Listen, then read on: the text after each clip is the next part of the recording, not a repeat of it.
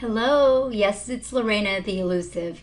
I've had so many people reach out and express their well wishes and extending their thoughts for recovery for me. I am so fortunate to have so many wonderful people in my life. I really, really am. I've been feeling like I really need to let everyone know what's going on with me. That's why I felt it important to put this quick audio together to let you know collectively what's going on and perhaps explain a little bit of my silence. As you know, I was diagnosed with anal cancer on June 11th of this year. I actually prefer to call it the Farrah Fawcett cancer, as that's what she had, and it just sounds so much better than that A word. Anyway, it's a rare cancer, and the treatment for it is one of the most painful and aggressive treatments of most cancers. And I think that's mainly because of where it's located and the fact that it is pretty rare. It isn't studied as much as other forms of cancer. So the short story is that I've undergone treatment, which was, chemo, radiation simultaneously. And I was hospitalized 3 times for a total of 15 days because of complications. And I was pretty much bedridden for about 1.5 months.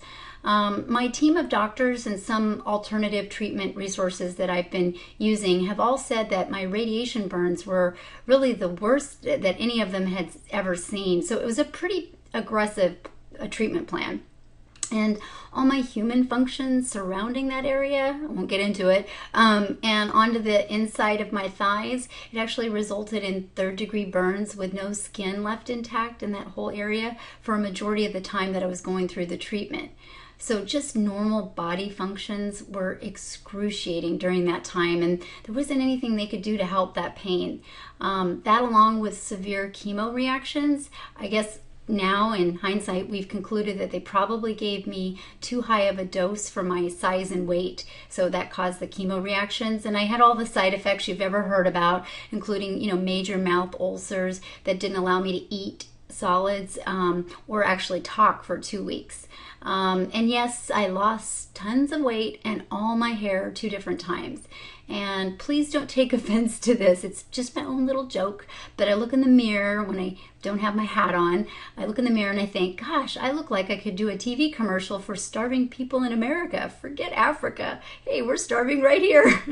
I know it's a poor joke, but it makes me laugh. And if you know me, my hair means the world to me, so I have to make myself laugh somehow.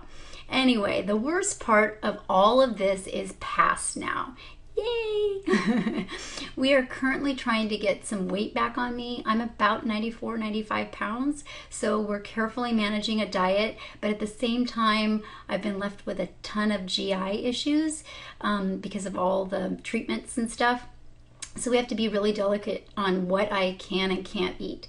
My spirits have always been high and positive, even when my body wasn't quite cooperating. You can hear right now that my voice is strong and I'm just raring to go, but I'm still taking it easy when it comes to anything physical. I'm allowed to take short walks, but they really don't want me exercising quite yet. And that's pretty funny because the first day I took a short little walk, you would have thought that I just ran a whole marathon. I mean, I was so exhausted. And this is from someone who was running twice a day before all this, 7 days a week, and used to wearing, 5-inch heels. I wasn't running in 5-inch heels, but I was used to wearing 5-inch heels. Now I'm just, just taking a couple steps here and there. It really makes me tired. So I'm going on my first outing out of the house, which is a networking event today, October 4th. I'm pretty apprehensive about it because I've never let myself out of the house and away from my own restroom because of my lingering side effects, which I won't get into. But I've never let myself out of the house for more than an hour at a time. But I'm trusting all will be well. This will be my first outing. So it's been a journey, that's for sure. And I'm still going through more tests and more oscopies and body scans and x-rays and all that until mid-November. And a lot of you are asking me if the cancer is gone. And the answer is I won't know till about mid-November when most of the testing is done. And that's because of this type of cancer. They did not surgically remove it. Which is why the treatment is so aggressive. They found that the mortality rate of surgically removing this cancer is very high because it's very complicated with all the organs that are around that area. But the good news is that they also found that the aggressive treatment that they're doing has a very high survival rate and a complete cure rate. So that's the great news. And because of my health before this cancer thing, I have very high odds of being completely cured. So that's what I'm stoked for. I should be returning to my normal energy and physical self, aside from the doggone hair thing, which is really bugging me. Anyway, I should be returning to myself, just in time for Christmas. So forgive me really for not personally calling or reaching out just quite yet. My energy level isn't there yet. It's getting there, and it will be. We're close, but it's just not there yet. And I just really wanted to extend this collectively so that you could at least hear my voice. And thanks again for being there for me and all the well wishes that's been sent my way. I'm going to break down. It's emotional. It's been very, very touching. And I know it's friends like you that's helped me get through this.